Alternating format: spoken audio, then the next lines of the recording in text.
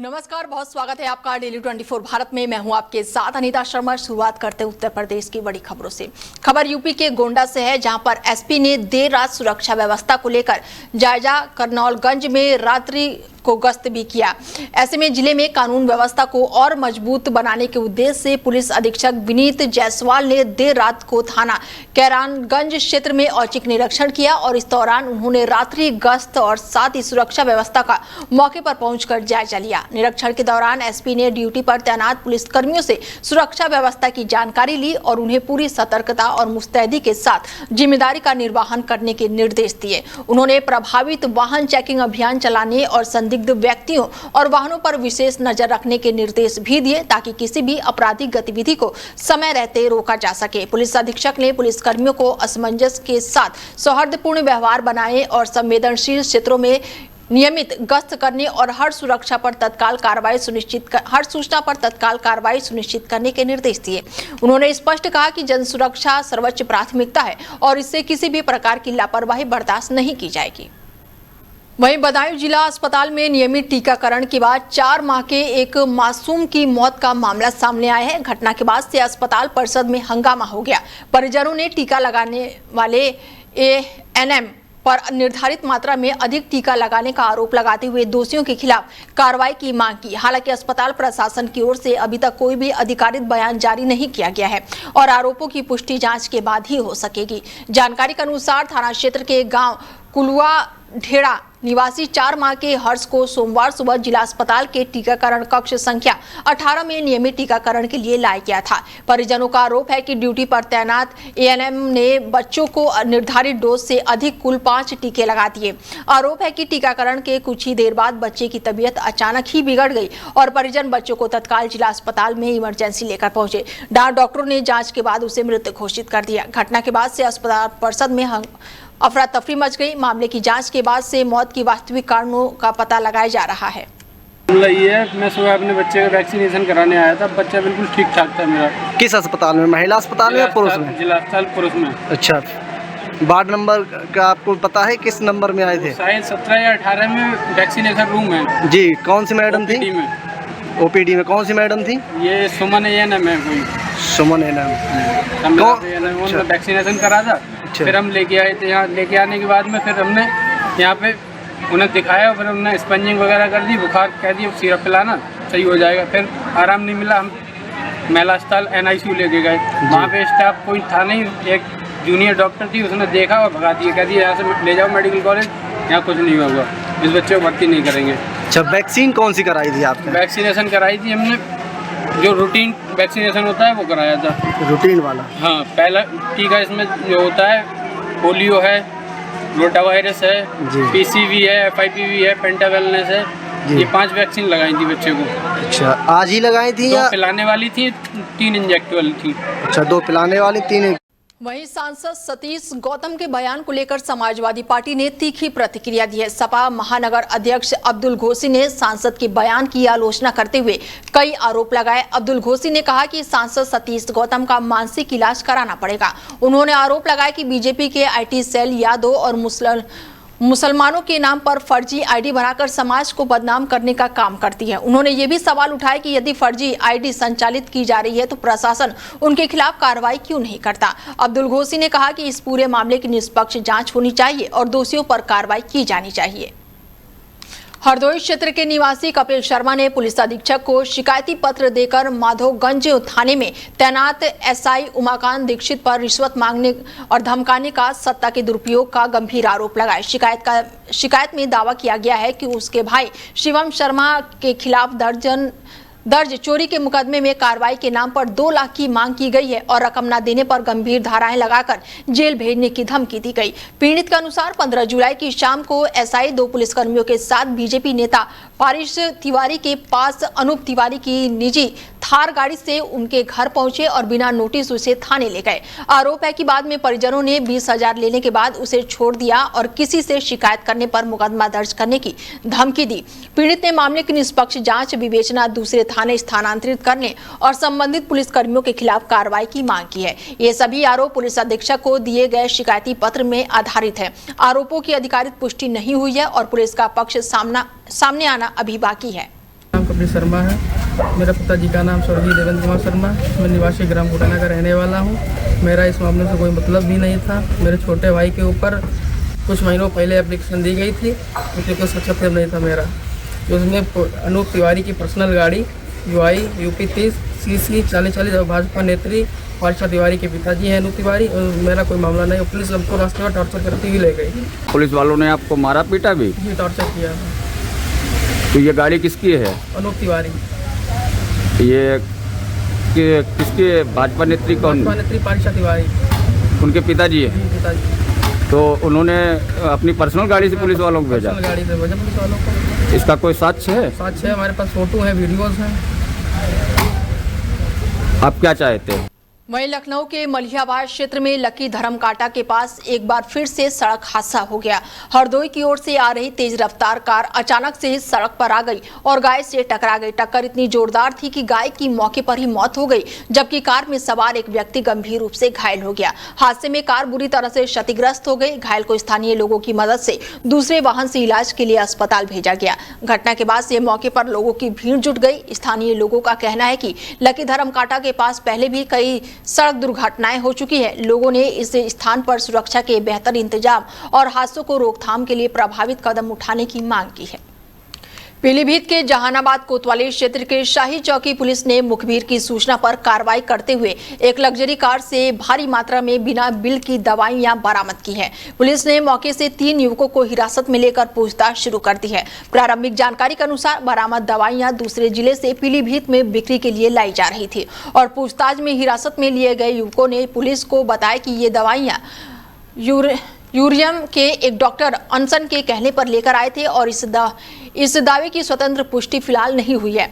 Police मामले की जांच कर रही है और दवाओं के स्रोतों, बिल और वैधता की पड़ताल की जा रही है। जांच के आधार पर आगे की कानूनी कार्रवाई की जाएगी। कोतवाली सदर क्षेत्र में जमीनी विवाद के बीच एक महिला द्वारा विषद पदार्थ पीने का मामला जो है वो सामने आया है। महिला की हालत बिगड़ने पर उसे मेडिकल कॉलेज में भर्ती कराया गया है, जहां उसकी स्थिति गंभीर बताई जा रही है। परिजनों का आरोप है कि चकबंदी विभाग की टीम ने 16 जुलाई को गांव पहुंचकर पूर्व प्रधान के पक्ष में जमीन की नाप कर दी और उनका कहना है कि उसे समय पर केवल महिला मौजूद थी और इसी से आहत होकर उसने विषैला पदार्थ का सेवन कर लिया है। परिजनों ने मामले में निष्पक्ष जांच करके दोषियों के खिलाफ कार्रवाई की मांग की है। वहीं चकबंदी विभाग के अधिकारियों का कहना है कि ग्राम सभा की जमीन पर अवैध निर्माण की शिकायत मिलने पर जिला अधिकारी के निर्देश पर जांच की गई है। जांच के दौरान कुछ लोगों द्वारा ग्राम सभा की भूमि पर अवैध निर्माण पाया गया है। अधिकारियों के अनुसार इसी दौरान महिला ने ये कदम उठाए। मामले की जाँच जारी है। मेरे खेत में जबरदस्ती नपाई हुई जा रही है। मेरे भगत राम पूर्व प्रधान यादव जी हैं, वो जबरदस्ती खेत नपवा रहे हैं, पैसे देके, धमकी देके। उधर हमने खेत में घर बनाया तो धमकी दे रहे हैं खेत घर दिलवा देंगे जी वो। और ब्रघवान सिंह और भगवान सिंह और उनके लड़के 2-3 सब लोग जबरदस्ती पीछे पड़ रहे हैं। पुलिस बुला रहे हैं, हम लोगों को धमकी दिला रहे हैं। फिर क्या हुआ? तो नपाई तुलाई जबरदस्ती की। हम लोग घर नहीं थे, हमारी माता रानी ने जहर खा लिया। अच्छा, कहाँ भर्ती है? फसल में जबरदस्ती पूरे में जड़ी खरीद रहे हैं। अच्छा, क्या है हालत? हालत गंभीर है। क्या चाहते हो? मैं चाहता हूँ साहब कि मेरा इंसाफ मिले मुझे। क्या दवाई खाई, क्या खाया? कोई खरपतवार की दवाई खा ली है। अच्छा, तो क्यों खाली, क्यों? ये जबरदस्ती खेत में खड़ी फसल में नपाई कर रहे हैं, जबरदस्ती मना किया, कोई घर पे नहीं है। अच्छा, 40 साल पुराना। उन्नाव में महाप्रभु श्री जगन्नाथ जी की भव्य रथ यात्रा श्रद्धा, उत्साह और भक्ति के साथ निकाली गई। कई किलोमीटर लंबी इस यात्रा में हजारों श्रद्धालुओं ने भाग लेकर जगन्नाथ भगवान बालभद्र और माता सुभद्रा के दर्शन किए। यात्रा के दौरान धार्मिक, संस्कृति और सामाजिक झांकियों ने श्रद्धालुओं का मन मोह लिया और पूरे मार्ग पर भक्तिमय माहौल बना रहा। रथ यात्रा के दौरान उन्नाव शुक्लागंज प्रेस क्लब में प्रसाद वितरण कार्यक्रम का भी आयोजन किया गया और इस अवसर पर हरिओम, सूरज मिश्रा,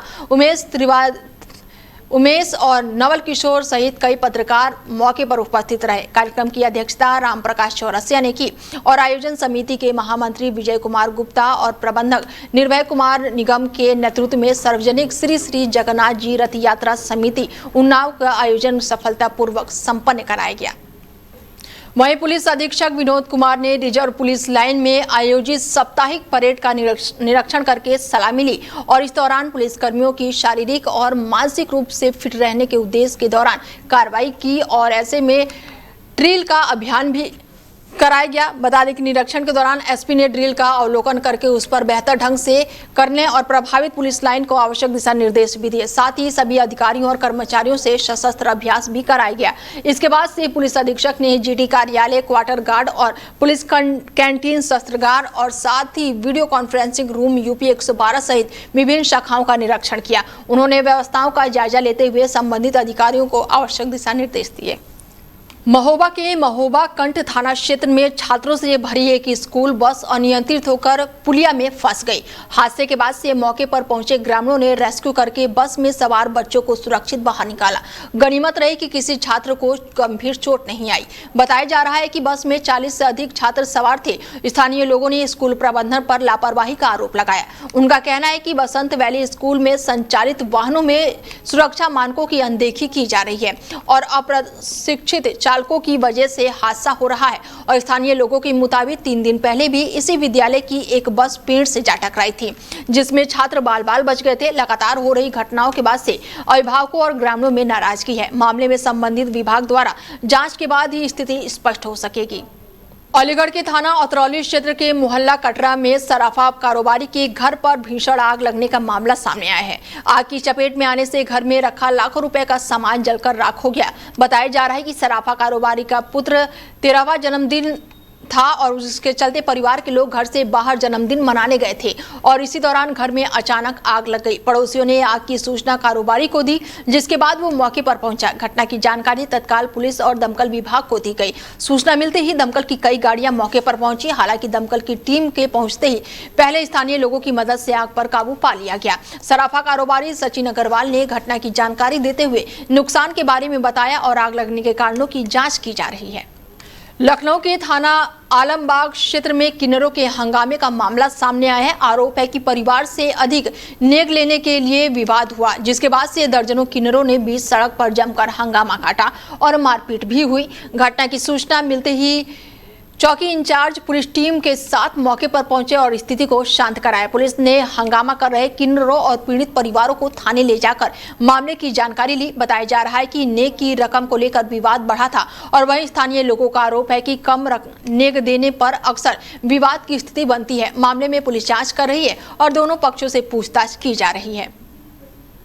यूपी सरकार में जल शक्ति मंत्री स्वतंत्र देव सिंह अमेठी पहुंचे, जहां उन्होंने स्वर्गीय दादा तेजभान सिंह की 13वें संस्कार कार्यक्रम में शामिल हुए हैं और उन्हें श्रद्धांजलि अर्पित की है। मंत्री ने स्वर्गीय पूर्व विधायक के पैतृक आवास पहुंचकर उन्हें नमन किया और इस दौरान स्वतंत्र देव सिंह ने कहा कि अमेठी जिले में भारतीय जनता पार्टी की पहचान दादा तेजभान सिंह के नाम से भी जुड़ी हुई है।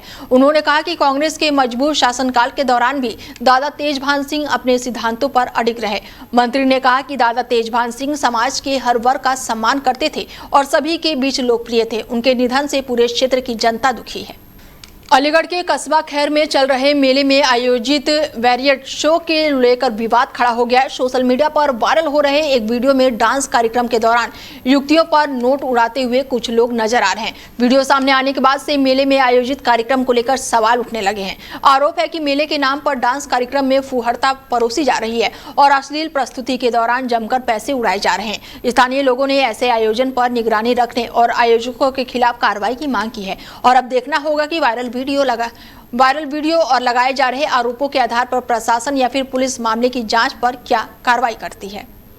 वहीं यूपी के सीतापुर से एक दर्दनाक मामला जो है वो सामने आया है, जहां पर गन्ने के खेत में घास काटने गए एक व्यक्ति पर जंगली जानवरों के हमले की आशंका जताई जा रही है, जिसमें उसकी मौत हो गई है। जानकारी के अनुसार रसूलवा गांव निवासी कमल किशोर यादव 45 साल के थे, जो कि विश्वनाथ यादव खेत में घास काट रहे थे और इसी दौरान परिजनों ने आरोप लगाया कि किसी जंगली जानवर ने उन पर हमला कर दिया। घटना की जानकारी मिलते ही गाँव में हड़कंप मच गया है और लोगों में दहशत फैल गई है। सूचना मिलने के बाद से वन विभाग की टीम मौके पर रवाना हो गई और विभाग की ओर से मामले की जांच की जा रही है और घटना से जुड़े साक्ष्य जुटाए जा रहे हैं। हालांकि जंगली जानवर के हमले की अधिकारित पुष्टि अभी वन विभाग की ओर से नहीं की गई है।